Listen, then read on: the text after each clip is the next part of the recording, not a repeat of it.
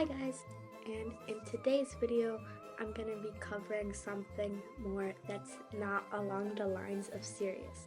But for a lot of people like myself, it is very, very serious. So today I'm going to be talking about trick-or-treating tips. So I know that Halloween has passed a while ago. Actually, it was 3 days ago. But for next year, some tips that you could keep in mind are that if you're going like trick-or-treating in a community that like you don't live in, if you're traveling somewhere else to trick-or-treat with your friends, then you probably want to aim for a community that has like less houses, because communities that have less houses, they often they give out like more candy and stuff because there's not a lot of kids living there. So in order to get rid of their candy, you get more candy. So actually, so when I used to live in like a community that had less houses, then I would experience that I'd sometimes get toys instead of candy, and they were like really big toys. So I feel like that's a really nice tip.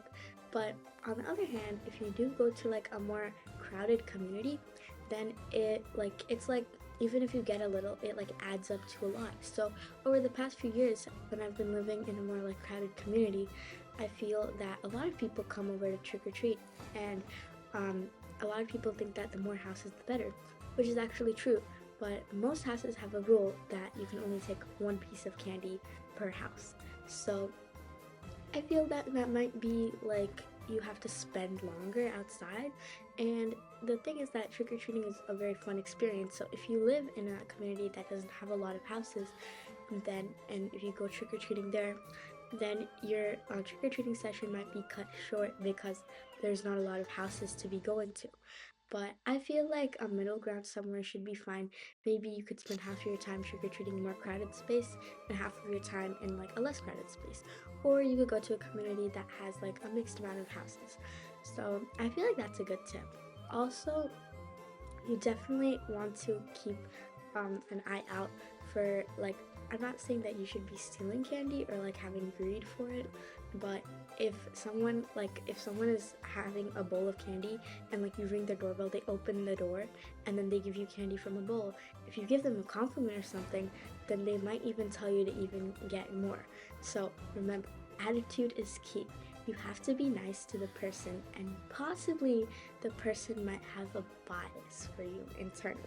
Because if you just rush your way out, then they might not like have a very kind attitude to you. So those are good things to keep in mind. Also, if you're trick-or-treating in a really crowded community, you often want to walk one step ahead of the bigger groups, because if a bigger group is ahead of you, of course they're going to finish up all the candy before you get there. So you always want to keep an eye out. Also, if you are traveling in a big group, you probably want to be in front of the line. So I feel like that's all the trick-or-treating tips I have for today. So that's it for today, guys. Bye, and happy belated Halloween.